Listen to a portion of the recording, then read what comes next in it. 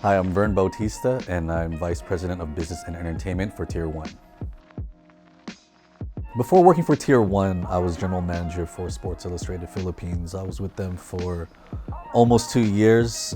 Started off as Digital Marketing Manager, eventually making my way to General Manager of the company. Before that, I have other work experience within fintech, startup, things like that, mostly with sales, marketing, digital marketing, social media.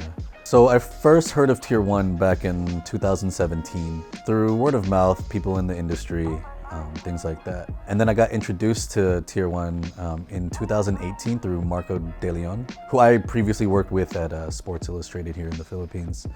At that time, he referred me to a position here at Tier 1. Working for Tier 1, it's a very unique experience. There's a lot of things that are very unique in this industry that you won't really experience outside of gaming or outside of the gaming industry. But there's a lot of things that we still apply, from other industries. So I think what's unique about working for Tier 1 is that we're always growing and innovating and finding out new things and looking for new opportunities, in gaming and esports. Also, at the same time, we manage a lot of talents, and we have to keep, up to date with, basically gaming and influencers and that whole landscape. So I think what's unique, about working for Tier 1 is it's always evolving. We work with a lot of people, not just on the back end, but also, talent-wise. I would say my favorite part about working with Tier 1 is that we get to work with a lot of talents.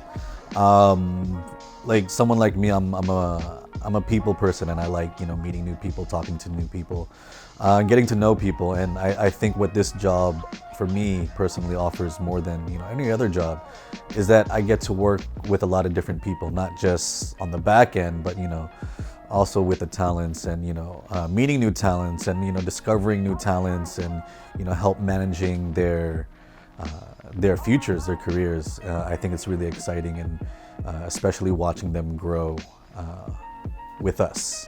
Back in 2019, Ringu Chu was supposed to compete in EVOS in Las Vegas. At that time, he didn't get his jersey by the time he arrived in Vegas. So what ended up happening, I believe 2 days before the tournament, I get a call from Trike asking if I wanted to go to Vegas to deliver a jersey.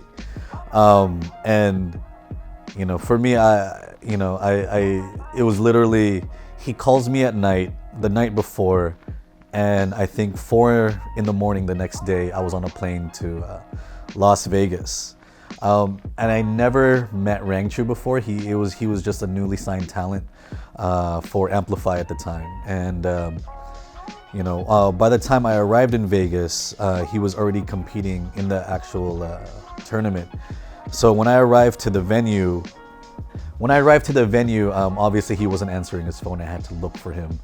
So it was like, amongst thousands of people there, and I'm just looking for him, and I have this jersey. Eventually I was able to find him and hand him his jersey during day 1 of the competition. So he was able to wear that, for the rest of the tournament. I think what I look most forward to in Tier 1's future is our expansion. I believe that there's a lot of opportunities for us in other countries, especially here in Southeast Asia, to work with other talents, and to find new opportunities. I think it's something that we've been thinking about for the past few years, and we're only starting to move forward with our plans. I think my tips for people who want to work in esports and gaming is that, although we all might be fans and, we have a love for gaming, we also have to realize that it's still a business. And with that, there needs to be hard work and dedication and commitment to the things that we do, even especially behind the scenes. Whether it's, working with pro teams or with talents, or even, working on, campaigns with some of these talents.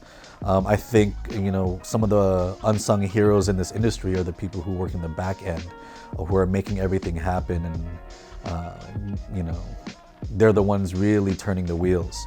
As with any other industry, esports is in need of like people who are professional and dedicated and hardworking and willing to succeed. But if there's one piece of advice I always tell my team, is just to get things started.